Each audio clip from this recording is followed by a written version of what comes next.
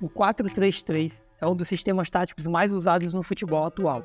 A distribuição dos jogadores em campo é muito óbvia. Além do goleiro, a gente tem 4 jogadores no setor de defesa, 3 no setor de meio e 3 no setor de ataque. Porém, há algumas formas de variar o posicionamento dos jogadores em cada um desses setores, principalmente no meio campo. A gente pode ver o 4-3-3 com um triângulo, tendo um cabeça de área e 2 meio-campistas mais avançados. Podemos ver também um triângulo invertido, com 2 jogadores mais recuados e um pouco mais avançado, ou um 4-3-3 com meio-campo em linha, obviamente, com 3 jogadores alinhados. Contudo, a forma mais usada é com o triângulo no meio campo, usando um cabeça de área mais recuado, que é aquele mesmo sistema que pode se transformar num 4-1-4-1 quando a equipe está defendendo.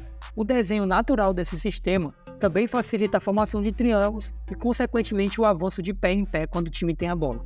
Além disso, o 4-3-3 também é amplamente difundido pela sua boa distribuição de espaço de jogo. E geralmente, se a gente for pensar com a lógica do jogo de posição, a lógica de treinadores como o Guardiola e o Arteta, por exemplo, o 4-3-3 mostra muito equilíbrio na distribuição. Se imaginarmos 5 corredores verticais e colocarmos uma equipe no 4-3-3, é possível a gente enxergar a distribuição de 2 jogadores em cada corredor vertical. Não é à toa que os 2 treinadores citados como exemplo têm um 4-3-3 como um de seus sistemas mais usados ao longo de suas carreiras. O 4-3-3 também facilita algumas variações diferentes. Como a gente bem sabe, o futebol moderno resgata algumas tendências que foram usadas há décadas atrás e reinventa adaptando aos conceitos atuais. 2 sistemas muito usados no passado foram a pirâmide, onde a gente tinha um 2-3-5, que era um sistema extremamente ofensivo, e o WW, que era um 2-3-2-3 com o meio campo um pouco mais preenchido, que posteriormente foi adaptado pelo Chapman para o famoso WM, que era um 3-2-2-3, que inclusive criou o quadrado no meio campo que a gente falou no vídeo anterior aqui do canal.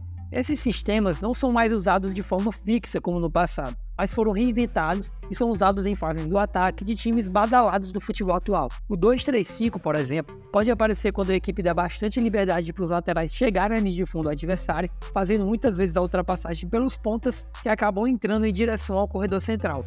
Já quando o time tem laterais que não chegam tanto à linha de fundo como laterais invertidos, eles entram para o corredor central, liberando o avanço dos meio-campistas e deixando os pontas abertos. Nessa possibilidade, podemos enxergar um 2-3-2-3, onde em fases mais avançadas, as 2 linhas de frente podem se misturar e formar uma linha com 5 jogadores. Como a gente pode perceber, o 4-3-3 é um sistema extremamente flexível. Nas fases iniciais do ataque, como na saída de bola, também é comum a gente ver o time variando o posicionamento para um 3-4-3, onde um modelo padrão é o cabeça de área recuando para a linha dos zagueiros e os laterais subindo para a linha dos outros meio-campistas. Como a gente falou anteriormente, durante a organização defensiva, é comum a gente ver a equipe alinhando 4-1-4-1. E esse jogador que joga entre as linhas de meio-campo e de defesa permite que alguns jogadores subam para fazer a pressão ou acompanhem um adversário que saia da posição. Por exemplo, um dos meio-campistas pode subir para fazer pressão num defensor adversário e, consequentemente, abandonar a linha do meio. Então, esse jogador de cabeça de área pode subir para cobrir o espaço deixado pelo jogador que subiu na pressão. Para exemplificar uma pressão na saída de bola adversária usando o 4-3-3, vamos supor que a gente vai pressionar um time que se posiciona no 3-4-3 para sair. E aqui a gente vai usar o adversário num 3-4-3, porque, como a gente já disse, esse é um posicionamento bem comum nessa fase. Imagina que a bola está na primeira linha com o jogador central.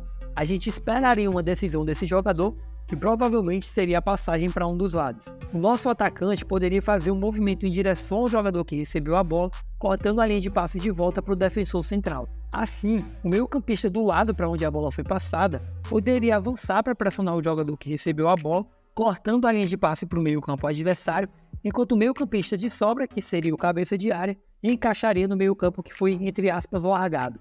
Simultaneamente, nosso ponta direita poderia colar no lateral esquerdo e o nosso lateral direito colar no ponta esquerdo.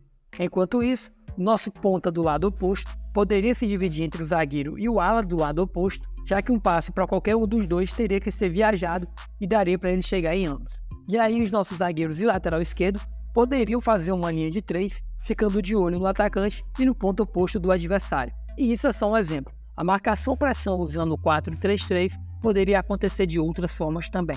Então, resumindo tudo, o 4-3-3 é um sistema bem distribuído no espaço de jogo, por isso é muito utilizado. O 4-3-3 também é um sistema que permite muitas variações de sistemas táticos de acordo com diferentes situações. podendo rapidamente voltar para o formato inicial. E terceiro, a presença de um cabeça de área permite mais flexibilidade defensivamente também. Se gostou desse vídeo e quer ver a nossa versão sobre o sistema 4-2-3-1, é só clicar nesse vídeo que está aparecendo aí na tela.